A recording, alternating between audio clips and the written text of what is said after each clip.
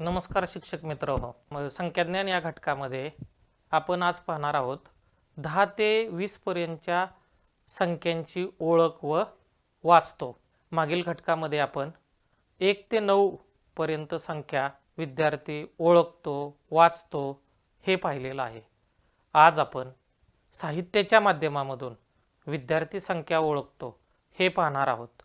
यासाठी आपण वापर करणार आहोत नोटांचा। यामध्ये 1 रुपयाच्या ज्या नोटा आहेत त्यांचा वापर करून आपण 10 ते 20 पर्यंतच्या संख्यांची ओळख करून घेणार आहोत। माझ्याकडे या 1 रुपयाच्या 10 नोटा आहेत। या जर पाहिल्या तर ह्या 10 नोटा 1 रुपयाच्या आहेत। 10 म्हणजे किती? 1 दशक।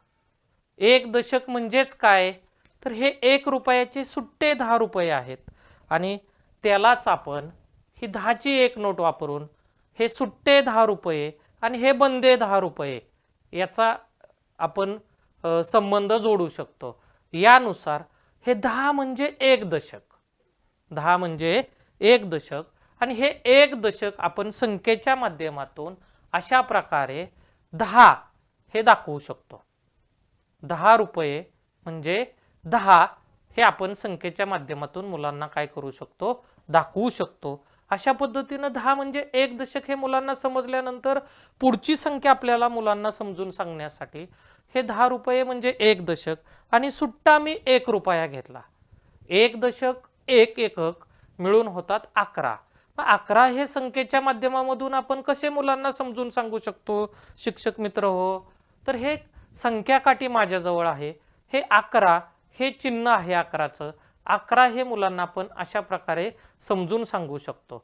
11 नंतर येणारी कोणती संख्या आहे? 12।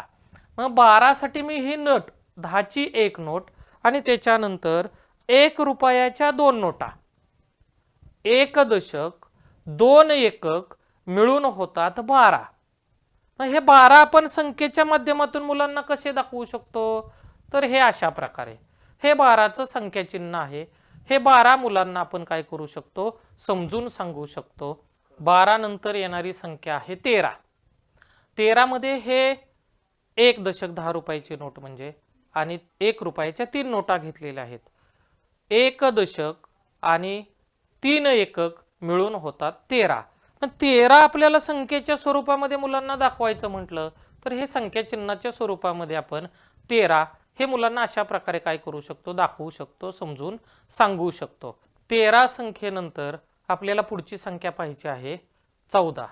14 साठी हे 10 रुपयाची एक नोट म्हणजे 1 दशक आणि 1 रुपयाच्या 4 नोटा 1 दशक आणि 4 एकक मिळून संख्या होते 14।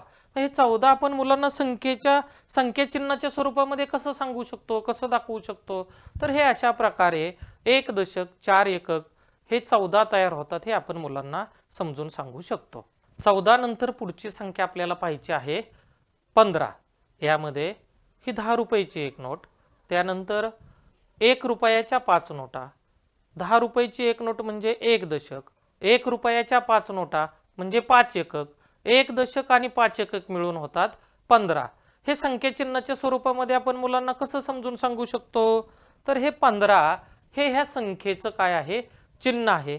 अशा प्रकारे मुलांना आपण 15 या संख्येची ओळख करून देऊ शकतो। 15 हे मुलांकडून वाचून घेऊ शकतो। 15 संख्येनंतर शिक्षक मित्रांनो आपण पुढची संख्या पाहणार आहोत 16। 16 साठी 10 रुपयाची एक नोट 1 रुपयाच्या 6 नोटा 1 दशक 6 एकक मिळून होतात 16। 16 हे संख्या चिन्हाच्या स्वरूपामध्ये आपण कसं समजून सांगणार आहोत? तर हे अशा प्रकारे 16चं संख्या चिन्ह आहे। हे 16चं संख्या चिन्ह मुलगा काय करू शकतो? ओळखू शकतो, वाचू शकतो। 16 संख्येनंतर पुढची संख्या आपण पाहणार आहोत शिक्षक मित्र हो 17। 17 साठी 10 रुपयाची एक नोट 1 रुपयाच्या 7 नोटा 1 दशक 7 एकक मिळून होतात 17। 17 हे संख्या चिन्हाच्या माध्यमातून आपण मुलांना अशा प्रकारे ओळख करून देऊ शकतो। 17 नंतर पुढची संख्या आपण पाहणार आहोत 18। 18 साठी माझ्याजवळ आहेत 10 रुपयाची एक नोट 1 रुपयाच्या 8 नोटा 1 दशक 8 एकक मिळून होतात 18।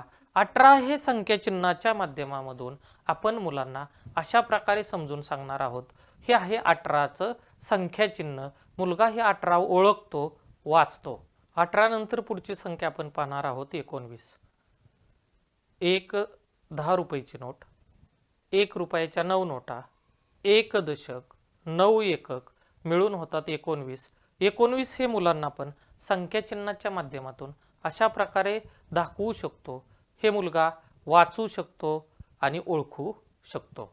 19 नंतर पुढची संख्या आपण पाहणार आहोत 20. यामध्ये 10 रुपयाची एक नोट, 1 रुपयाच्या 10 नोटा, 1 रुपयाच्या 10 नोटा म्हणजेच 10 रुपयाची एक नोट. दोन्ही नोटा मिळून होतात 20 रुपये. 20 रुपये म्हणजेच 2 दशक.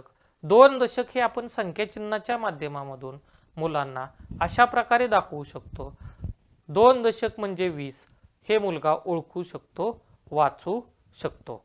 अशा प्रकारे आज आपण या साहित्याच्या माध्यमामधून 10 ते 20 पर्यंतच्या संख्या ओळखतो व वाचतो हे मुलांना समजून सांगू शकतो. धन्यवाद.